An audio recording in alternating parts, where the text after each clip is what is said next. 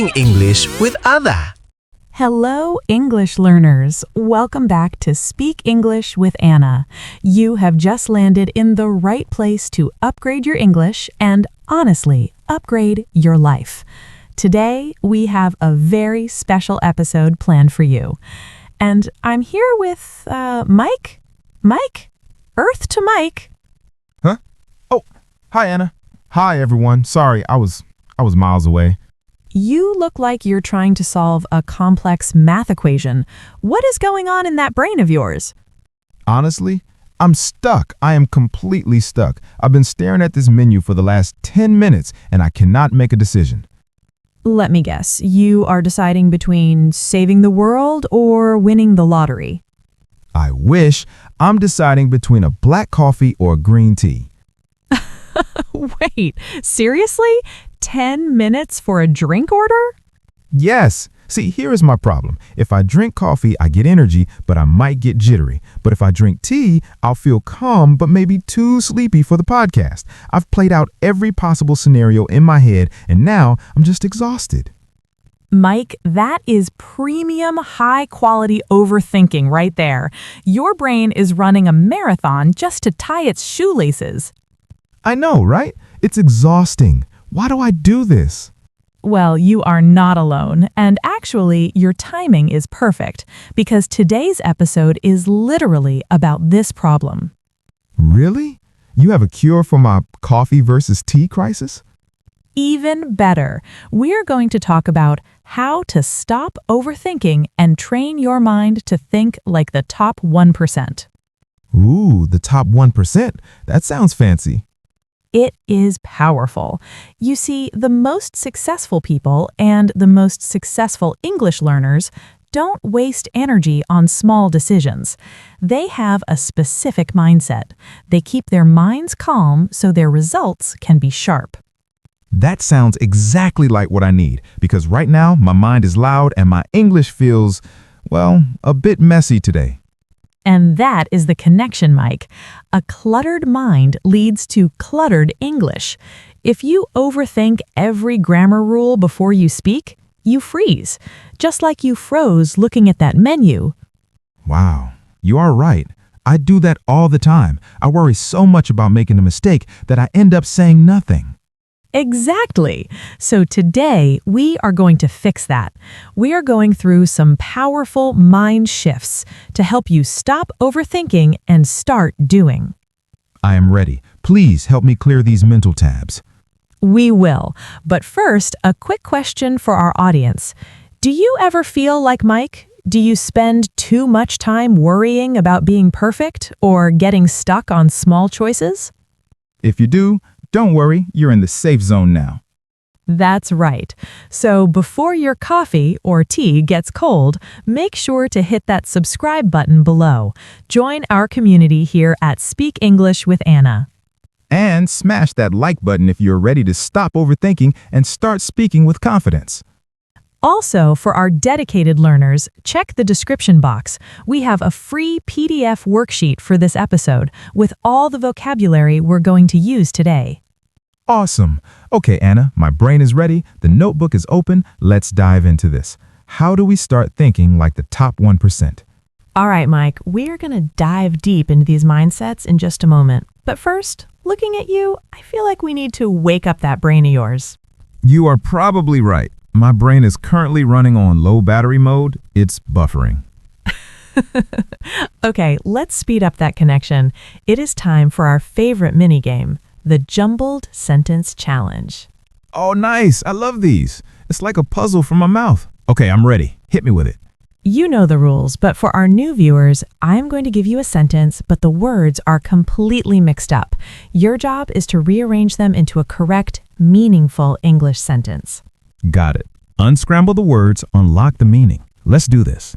Okay, listen carefully, Mike. This sentence is actually a huge hint for today's topic.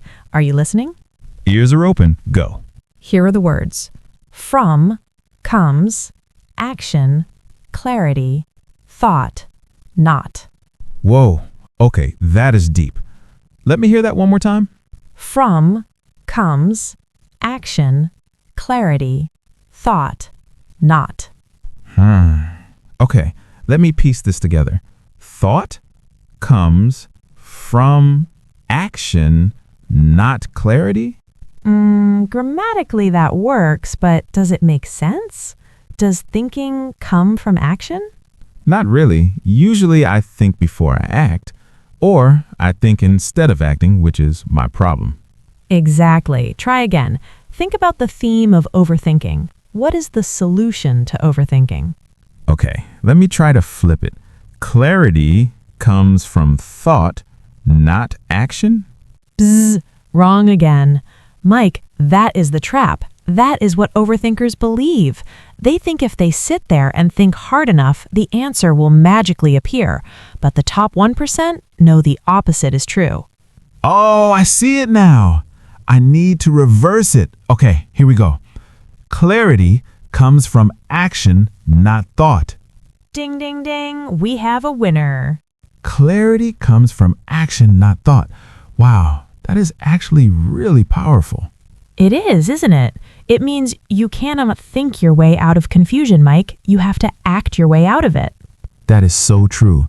I was sitting here thinking about coffee versus tea for 10 minutes, getting confused.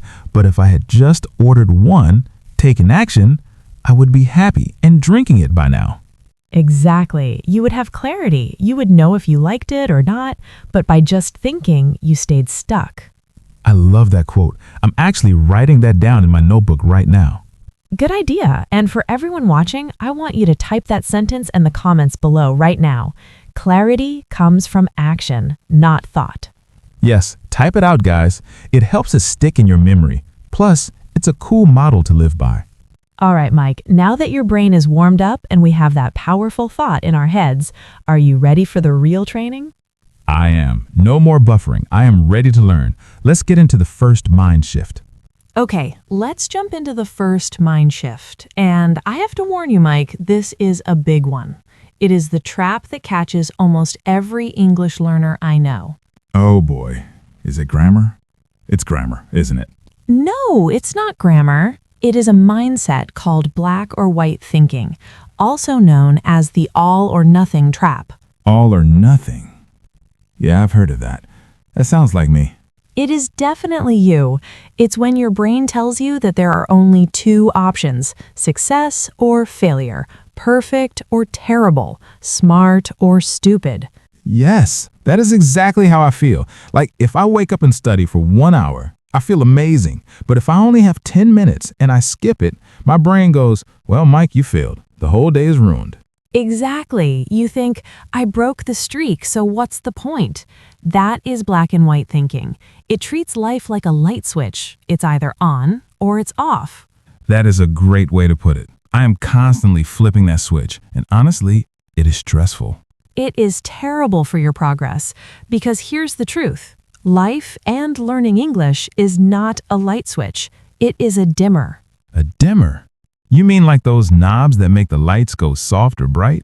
Exactly. You can turn the light up or you can turn it down. But just because it is not at 100% brightness doesn't mean it is pitch black. I like that visual. So if I study for just 10 minutes, the light is still on, just a little dimmer? Yes, the top 1% of thinkers live in the gray zone. They don't demand perfection every single day. They focus on continuity. Okay, I get the concept, but how do I actually change my brain? Because my brain really loves that harsh switch. Here's a simple trick. It is a superpower, actually. I want you to start using the word and. And? That's it? Just and? Just and. Usually when we fail, we say things like, I messed up, I'm a failure, period, end of story. Right. Or, I made a grammar mistake, my English is bad. Correct. Now try adding and to that sentence. Change the narrative. Okay, let me try. I made a grammar mistake, and I am still learning. Boom! How does that feel? It feels lighter. It feels less like a judgment and more like a fact. Exactly. The top 1% don't say, I failed. They say, I failed and I learned something important. I see. So instead of, I didn't study enough today, I'm lazy, I should say, I didn't study much today, and I will do better tomorrow. Perfect. You are acknowledging the reality without beating yourself up. You are living in the gray. You are not perfect, and you are improving. That is really helpful. It stops the spiral. You know, the spiral where one mistake makes you want to quit everything. Exactly. It keeps you in the game. So for everyone watching, catch yourself today. The next time you think, I am bad at this, add an and to the end of that sentence. I'm struggling right now, and I'm going to master this eventually. That is the spirit, Mike. You are already sounding like the top 1%. I feel a bit smarter already. What is the next shift? Ready for mind shift number 2? This one is a little bit twisty. I'm ready. Twist my brain, Anna. Okay, to move forward, sometimes you have to think backwards. Think backwards. You mean like reading my textbook from the last page to the first page? Or speaking in reverse? No, definitely not speaking in reverse. Hello becomes alle. Let's not do that. I mean using a mental tool called inversion. Inversion. Fancy word. What does it mean? It means flipping the problem upside down. Most people ask, how can I be successful? But the top 1% ask, what would guarantee that I fail? That sounds pessimistic. Why would I want to think about failing? Because it is easier to avoid stupidity than it is to be a genius. Okay, I like the sound of that. I'm very good at avoiding things. Think about it like driving a car. Instead of trying to find the perfect fast route, just ask, where are the giant potholes? Where is the traffic jam? And then I just don't drive there. Exactly. You dodge the potholes and you automatically have a smooth ride. So let's apply this to English. Mike, I want you to tell me, how could you absolutely 100% guarantee that you never become fluent in English? Oh, that's easy. I'm an expert at this. Go on, list them. How do you ruin your English? Okay. Number 1, never open my mouth. Stay completely silent until I am perfect. Great. That is a guaranteed way to fail. What else? Translate every single word from my native language in my head before I speak, so I sound like a robot.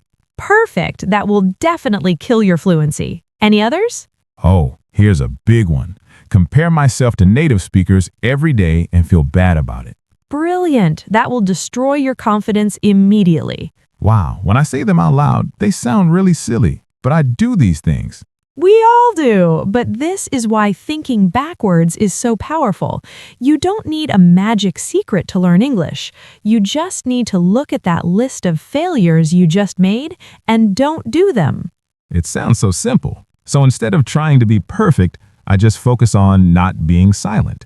Exactly. If you remove the silence, you are speaking. If you remove the fear of mistakes, you are learning. You aren't chasing a magical solution, you are just removing the barriers.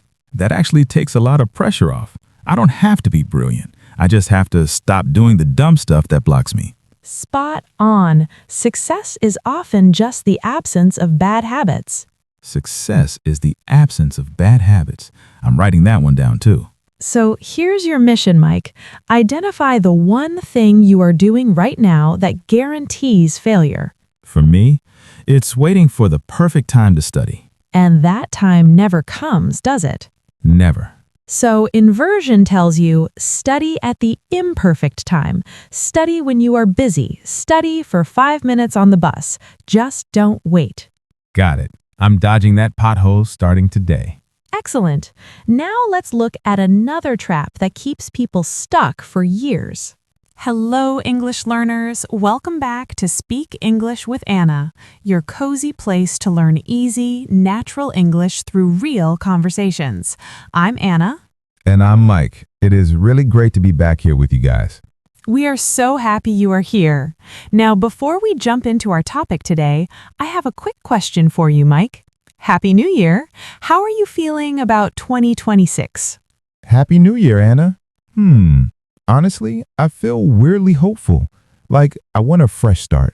But can I be honest with you? Of course. Always be honest. I also feel a little bit of pressure. You know, that New Year pressure?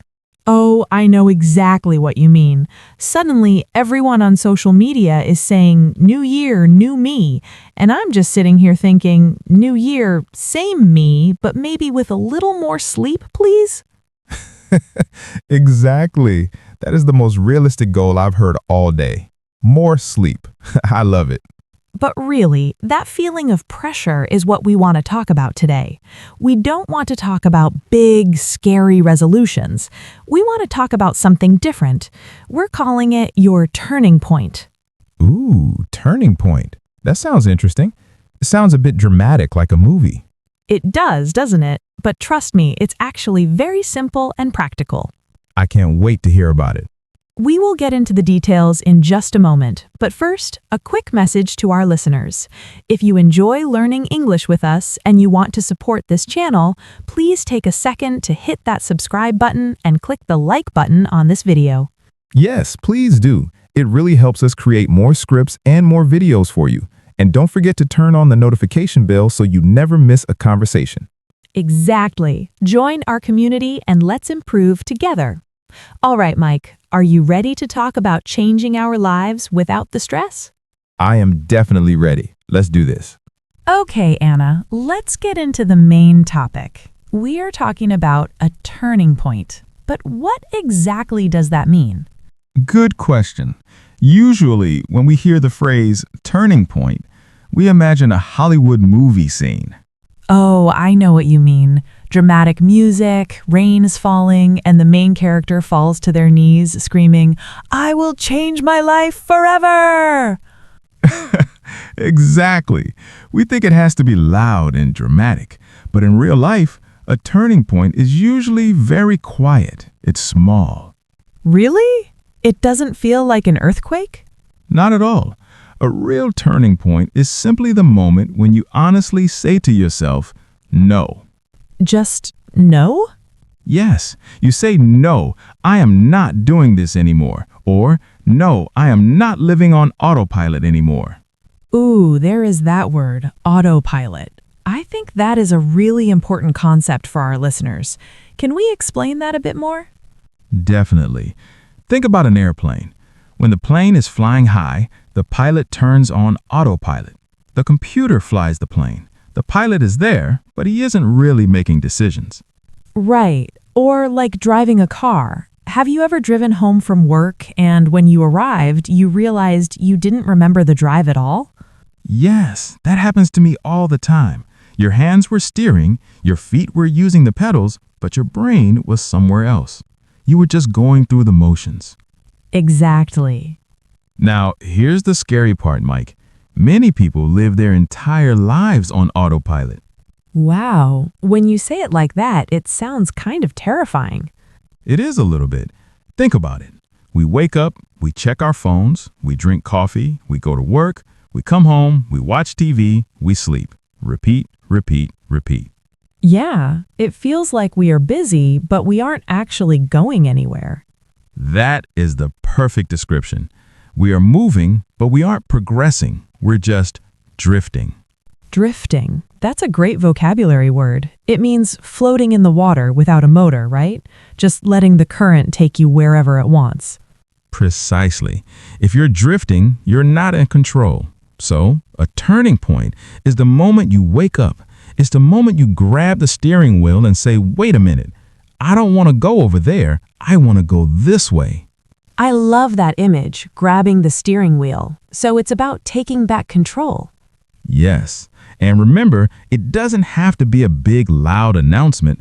It can be a quiet decision you make on a Tuesday morning while brushing your teeth. That is actually very comforting. It means we don't need a crisis to change. We just need a decision. Exactly. A quiet, honest decision. So, Mike, we've talked about the definition of a turning point, but to have a turning point, you first need to have a problem, right? You need a before story. You definitely do. You need something you want to turn away from. Exactly. So, are you brave enough to share your before story with us? Okay, I think I am brave enough. But listeners, please don't judge me. No judgment here, only learning. Go ahead. All right, so before my turning point, my life looked Full. My calendar was full, my message inbox was full, my brain was full. I was constantly doing things. That sounds like you were being productive. That's the trick. It looked productive, but here's the scary part. Even while I was running around being busy, I felt like I was falling behind. Falling behind even though you were running. That is such a specific feeling. Can you explain that? Yeah, it felt like I was digging a hole, not building a mountain. I was doing a lot, but I wasn't moving forward. I was completely on autopilot, and the biggest problem was my phone. Ah, the classic enemy, the smartphone. It was bad, Anna. I would wake up in the morning, and before I even said good morning to my family, I was scrolling. Checking emails? Sometimes, but mostly just nothing. Watching funny videos, looking at news, checking what people I don't even know ate for dinner. And then at night, it was worse. The revenge bedtime procrastination? Exactly. I would tell myself, I worked hard today. I deserve a break. So I would sit on the sofa, open an app, and say just 5 minutes. And was it 5 minutes? It is never 5 minutes. Suddenly I look up and it is midnight. My eyes are dry, my neck hurts, and I feel empty. That is the worst feeling. You spend hours consuming content, but you feel empty afterwards. Yes, and then comes the lie. What lie? The lie I tell myself right before I fall asleep. I say, tomorrow. Tomorrow I will fix it. Tomorrow I will be disciplined. Ooh, the tomorrow trap. We all know that trap very well. It is a dangerous trap, and I stayed in that cycle. Wake up, scroll, work, scroll, sleep, repeat. For months, I was trading my real life for a digital screen. Trading your life for a screen. That is a very powerful way to say it, Mike. And sad. It is sad, and honestly, I didn't know how to stop. It felt like the phone was stronger than me. I think so many of our listeners can relate to that feeling. It feels like an addiction. It really does. So that was my before. I was busy, distracted, tired, and stuck in the tomorrow trap. Thank you for being so honest, Mike, because I think in order to change, we first have to admit where we are right now. Exactly. You have to admit you are lost before you can check the map. So you are stuck in the tomorrow trap, scrolling every night. What happened? How did you finally break the cycle? It wasn't a dramatic event. I didn't lose my job or anything like that. It was just a normal Tuesday night. A normal Tuesday. Okay. I was getting ready for bed, brushing my teeth. My phone was sitting on the bathroom counter next to the sink. I tapped the screen to check the time, and I saw my weekly screen time report. Oh no, the report of shame. The report of shame. Exactly. I looked at the number and my jaw dropped. It said my daily average was 6 hours. 6 hours? Mike, that is almost a full-time job. I know. I looked at my face in the mirror and I thought, 6 hours? I complained that I don't have time to exercise. I complained that I don't have time to read. But I have 6 hours to give to this little machine? That is a painful realization. It was painful, but it was necessary. That moment was my wake-up call. A wake-up call. That is a great phrase. It means something that shocks you and makes you realize the truth, right? Yes, like splashing cold water on your face. I realized the phone didn't care about my goals. The phone didn't care if I was tired. It was my job to care. So what did you do in that moment? Did you smash the phone? No, phones are too expensive for that. But I did something mentally. I drew a line in the sand. I love that idiom, to draw a line in the sand. Can you explain what that means for our listeners? Sure. Imagine you are standing on a beach. You take a stick and draw a line in the sand, and you say, "This is the limit. The enemy cannot cross this line." It's a boundary, a firm limit. Exactly. It means from this point forward, things are going to be different. No more negotiating. I think that is where many people fail. They try to negotiate with their bad habits. They say, okay, maybe just 10 minutes tonight. Right. And you always lose that negotiation. So my line in the sand was simple. I didn't say I will never use social media again. That's too big. That's impossible.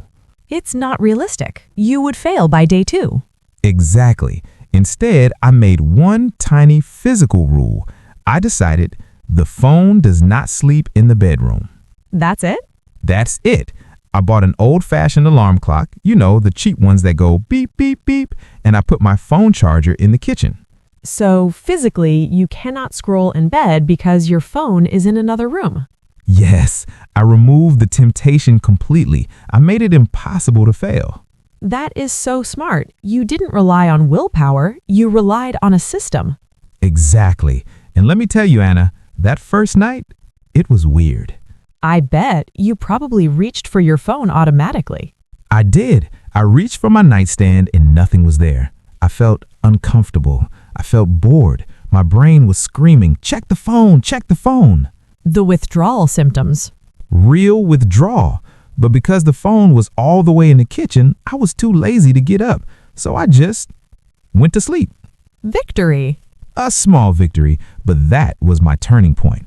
The moment I moved the charger was the moment I took control back.